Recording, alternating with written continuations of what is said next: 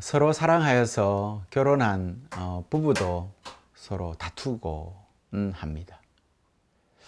작건 크건 다툼이 한번 일어나면 두 사람은 다시 결합시키는 일에는 상당한 노력이 필요합니다. 서로 다른 주장을 하는 사람들의 의견이나 입장을 조정하는 것도 이처럼 어렵습니다. 하물며 적대적인 사람들이 화해하는 일은 참으로 어려운 일일 것입니다. 누군가가 결단을 내려서 크게 양보하지 않는 한 이루어질 수 없습니다. 이처럼 서로의 관계를 건강하고 충실하게 유지하려면 희생이 요구됩니다. 지금 이 시간을 살아가는 대한민국에 있는 모든 사람들, 특히 정치권에 있는 사람들, 이렇게 서로 화해하기가 어렵고 힘듭니다. 성경에도 하나님과 피조물 간의 이런 관계를 유지하기 위해서 노력하는 수없는 이야기들이 구약에서부터 신약으로 이어지면서 계속 기록되고 있습니다. 화해, 하나됨, 연합. 이때 꼭 등장하는 것이 한 가지가 있습니다. 바로 피입니다. 이 피는 다시는 그러지 않겠다, 약속을 어기지 않겠다라는 증표입니다. 이런 약속을 하는 데 있어서 피가 등장합니다. 여러분, 피의 약속이란 말 들어보셨죠? 우리가 잘 아는 피의 약속이라고 하면 안중근 의사의 그러한 굳은 의지, 약속을 나타내는 단지 서약을 우리가 들 수 있지 않습니까? 이처럼 우리는 약속을 할 때 피를 자주 사용을 합니다. 그래서 국가 관계 안에서도 혈맹 이런 말도 사용하지 않습니까? 피의 약속을 하는 의미가 그럼 무엇 때문에 그렇게 하겠습니까? 계약을 깨뜨리면 피를 흘리게 될 것이다 라는 말 아닙니까? 그리고 피를 흘려서라도 서로의 관계를 지키겠다라는 다짐 아니겠습니까? 이스라엘은 시내산에서 계약을 통하여서 하나님의 백성이 되었는데 이때 소를 잡아서 그 피의 절반을 제단에 뿌렸습니다. 백성에게 피를 또 뿌리는 것도 상상해 보면 섬뜩할 만큼 장엄한 장관이 광경이 아니었겠습니까? 그만큼 이스라엘은 비장한 각오로 하나님과의 관계를 충실히 지키겠다고 다짐했을 것입니다. 그러나 그 약속을 지키기 위해서 하나님을 거슬러 죄를 짓게 되면 그들은 다시 하나님께 속죄의 제물을 바침으로써 손상된 관계를 회복해야만 했습니다. 히브리서가 고백하듯이 이 제사는 늘 되풀이되어야만 했습니다. 이유는 인간들이 끊임없이 하나님과의 관계를 파괴했기 때문에 그렇습니다. 예수님께서도 새 계약의 피를 쏟으십니다. 이스라엘 백성들처럼 동물을 잡아서 그 피를 뿌리시면서 계약에 충실할 것을 촉구하시는 것이 아니라 당신 계약의 피를 직접 친히 뿌리십니다. 이제 더 이상 이 계약은 깨어질 수가 없습니다. 예수님께서 당신 피로 새로운 계약을 맺으셨기 때문입니다. 예수님과 우리의 관계를 유지하는 데 필요한 희생은 이렇게 예수님께서 이미 다 치루어 주셨다라는 것입니다. 예수님은 우리를 살리기 위해서 친히 당신 살과 피를 우리에게 먹을 것과 마실 것으로 내어 주셨습니다. 오늘 복음서는 이 내용을 잘 말해주고 있습니다. 우리를 극진히 사랑하시는 예수님께서는 이 땅에 오셔서 사람이 되셨고 우리 죄를 대속하시는 하나님의 속죄 어린 양이 친히 되셨으며 또 당신 몸과 피를 몽땅 우리에게 내어주시는 생명의 양식이 되어주셨습니다. 이것을 통해서 우리가 깨닫는 것은 서로 사랑하라라는 깨달음입니다. 자기만 생각하지 말고 다른 사람도 생각하면서 살아가라라는 말씀입니다. 서로 참고 인내하면서 서로 사랑하라라는 말씀인 것입니다. 달리 말하면 우리가 사랑하려면 주님께서 자신을 내어주신 것처럼 해야 된다라는 것이죠. 그래서 바울은 고린도전서 15장 31절에서 형제들아 내가 그리스도 예수 우리 주 안에서 가진 바 너희에게 대한 나의 자랑을 두고 단언하노니 나는 날마다 죽노라 라고 말하고 있지 않습니까? 여러분, 오늘 복음 내용은 예수님이 십자가를 앞에 두시고 제자들과 함께 하실 때 일어난 일들입니다. 십자가를 앞에 두고 하신 일이다. 그것은 죽음을 앞두고 하신 일이다라는 것입니다. 그러니 얼마나 그 의미가 깊겠습니까? 이런 자리에서 빵과 포도주를 나누어 주시면서 발을 씻기시는 이런 일, 정말 우리가 생각할 때 중요한 일을 앞두고는 왠지 중요한 행사를 해야 할 것 같은데, 오늘 하시는 행사라고는 우리가 평소에 먹고 마시는 일을 그냥 반복하고 계신다라는 사실을 주목할 필요가 있습니다. 왜 이런 일을 주님께서는 하셨을까? 분명 성경에는 이런 일을 기록하셨을 때 그 의미가 있기 때문에 기록하셨을 것입니다. 맞습니다. 주님께서 만찬에서 보여주기 위해서 떡을 떼시고 잔을 나누셨던 것이죠. 왜냐하면 보여주지 않으면 제자들이 믿지 못하기 때문인 것입니다. 그럼 무엇을 보여주셨을까? 당신 사랑을 우리에게 보여주신 것입니다. 사실 주님께서 이 세상에 오신 것부터 사랑을 보여주시기 위해서 오신 것이지요. 우리는 하나님을 볼 수가 없습니다. 그렇게 보이지 않는 하나님, 느낄 수 없는 하나님의 사랑을 보고 느낄 수 있도록 우리 감각 안으로 친히 찾아오셔서 이 땅에 오셨던 것이죠.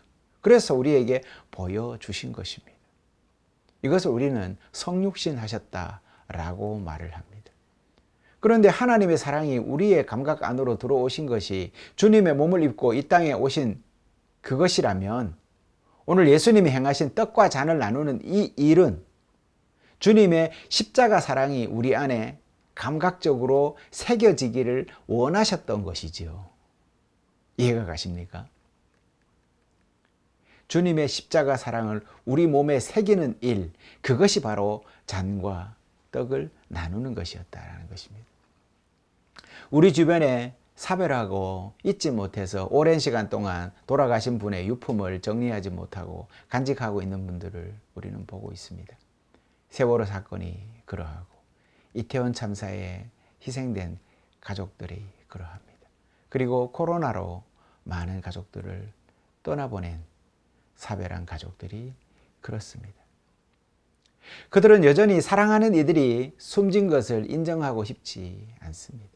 그래서 남은 유품을 가슴에 품고 여전히 그들을 기념하면서 사랑을 재확인하려고 합니다.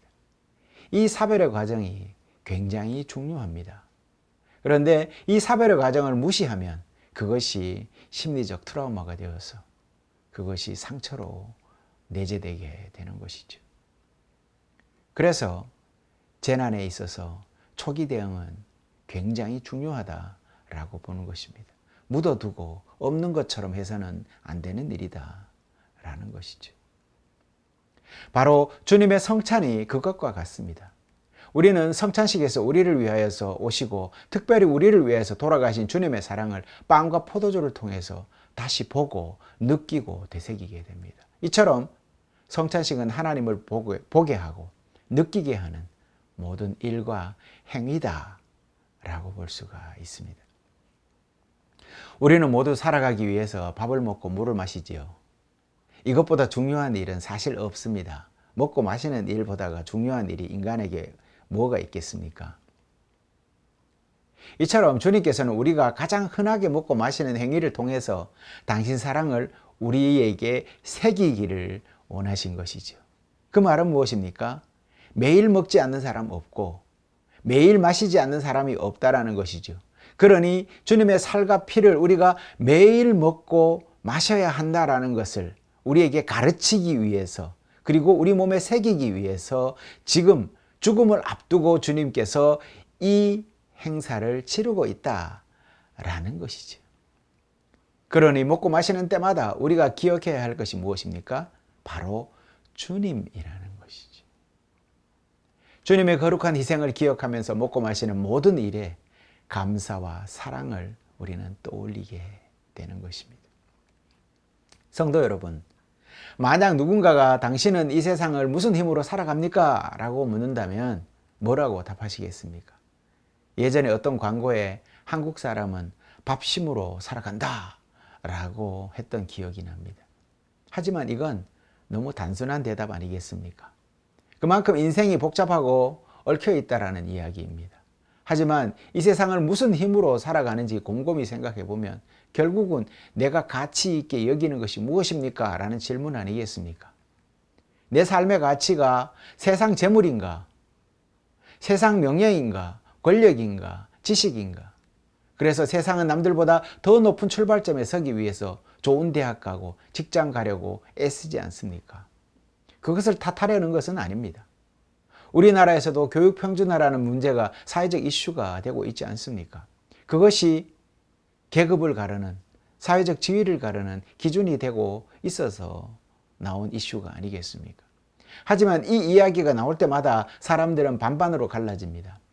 왜 그럴까요? 교육은 가진 자, 또 가진 것으로서 차별화할 수 있는 가장 좋은 도구가 되고 있기 때문에 그렇습니다.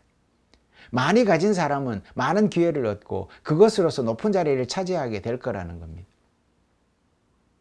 애초에 출발선이 다른 것이죠. 그러니 가진 것을 포기하지 못하게 되는 것이고 그것으로 더 높은 출발선에서 서고자 하는 것입니다. 그럼 이런 것이 나쁜 것이냐? 그렇게 묻는다면 저는 그것에만 기준을 두는 것이 문제라고 지적하고 싶습니다. 거기에만 기준을 두기 때문에 문제라는 것이죠. 이런 태도는 결국 그 사람을 그런 사람으로 만들어버리는 것이기 때문에 그렇습니다. 재물이면 다 되고 권력이면 다 되고 학력이면 다 되는 그런 식의 생각은 사람의 가치를 어떻게 만듭니까? 도구로 전락시켜버린다라는 것입니다. 그렇다면 신앙인인 우리는 어떤 가치를 소중하게 여겨야 할까요? 제가 지난번 설교에 연꽃의 비유를 들었습니다. 연꽃이 진흙 속에서 자란다고 했지요. 그리고 뿌리를 내리고 살지만 결코 그 꽃대를 어디에 다시 묻지 않는다고요? 흙탕물 속으로 집어넣지 않는다.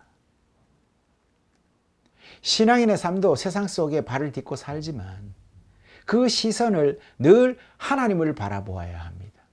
오늘 주님께서 당신의 죽음을 앞두고 왜 먹고 마시는 일을 반복하시면서 그것을 우리에게 되새기려고 하셨는가? 그리고 그 책임 안에서 늘 주님을 떠올리게 하시기 위해서 그렇게 하셨는가를 돌아봐야 된다는 것입니다. 이 세상에 우리가 살아갈 때 진흙탕 같은 세상이지만 그곳에서도 매일매일 우리는 하나님을 바라보고 그분을 떠올리면서 살아가라. 하물며 매일 먹고 마실 때마다 떠올려라 라고 하시는 것 아니겠습니까? 그렇게 신앙의 마음을 물질적인 것보다가 영적인 것이 더 큰 자리를 차지하도록 해라 라고 우리에게 당부하고 있는 것 아니겠습니까? 제가 신학교 다닐 때 영성 지도를 하시는 교수님께서 이런 질문을 한 적이 있습니다.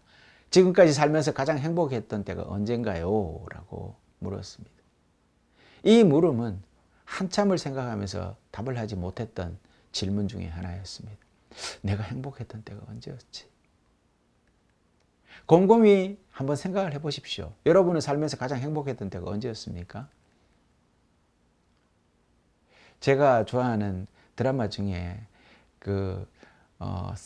선샤인이라는 그러한 드라마가 있었습니다. 거기에 이제 변요한 그 배우가 했던 말 중에 아주 인상적인 말이 한 구절이 있습니다. 참 좋아하는 대사인데 나는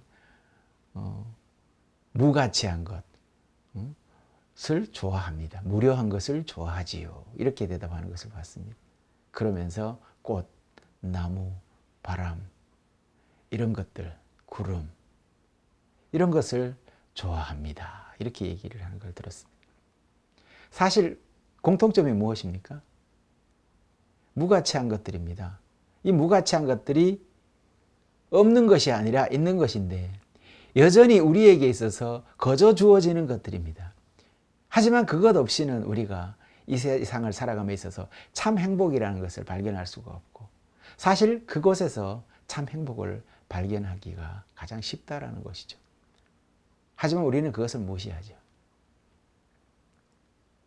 그래서 그 참 행복이 무엇냐라는 그 질문에 어떤 사람은 행복을 이야기하면서 행복은 어린아이의 웃음소리다라고 얘기를 했고, 또 행복은 사랑하는 사람과 두 손을 맞잡고 있는 것이다 라고 대답을 한 적이 있습니다. 행복이 그리 거창하게 무엇을 차지해야 하고 짓밟고 올라가야 하는 것이 아니다라는 말이죠. 그저 일상 속에서 소소하게 주어지는 것들이 무료하게 우리에게 주어지는 그것이 행복 아닐까라고 생각해 봅니다. 주님이 오늘 우리에게 당신을 우리 마음속에, 우리 몸속에 먹고 마시는 것으로 새겨주셨습니다. 그것은 이 세상 가운데서 너무나 세상 가치에 쫓기지 말고 하나님의 가치로, 무료하게 보이는 그 하나님의 가치일지라도 사랑이라는 전적으로 내어주는 희생의 그 사랑을 새기면서 살아가라 라고 우리에게 당부하시는 말씀은 아닐까요? 그러니 신앙인의 행복은 하나님과 함께 할 때 가장 행복한 것입니다. 오늘 주님은 우리와 함께 하되 당신을 기억하라며 예식을 베풀어 주십니다. 겉보기에는 거창해 보이지만 우리가 살아가면서 가장 많이 하는 행동을 빗대어서 당신을 기억하도록 해주시고 계신 것입니다. 그 의미를 조금이라도 여러분 마음속에 되새기시기를 바랍니다. 바로 먹고 마시는 그 일, 그 일에 당신을 기억하도록 심어주신 것이죠. 그러니 하나님의 사랑을 매번 먹고 마시는 일, 그 가운데 하나님을 기억할 수 있고 그분과 하나 될 수 있으니 얼마나 귀하고 감사한 일이 아니겠습니까? 이 모든 순간이 행복의 순간이니 얼마나 고마운 일 아니겠습니까? 이 모든 일이 우리 주님의 사랑의 희생으로 빌었던 일이니 그분 기억하는 것은 또한 당연하다고 할 것입니다. 그러니 신앙인은 먹고 마시는 일에 주님의 십자가 사랑이 그 바탕에 있음을 반드시 기억해야 하겠습니다. 그 십자가에 싹이 돋고 열매가 맺어지는 이치를 깨닫는 것이 여러분 그리스도인의 참 행복, 참 사랑의 깨달음 아니겠습니까? 오늘도 예수님께서 우리에게 당신의 모든 것을 아낌없이 내어주십니다. 성도 여러분, 여러분은 이 세상을 무슨 힘으로 살아가고 있습니까? 밥심으로 살아가십니까? 그 힘을 다른 이들에게도 주님이 우리에게 심어주신 먹고 마시는 주님의 떡과 주님의 음료로 우리가 힘을 내어서 그 힘을 다른 이들에게도 나누어주는 삶을 살아가야 하겠습니다. 기도하시겠습니다.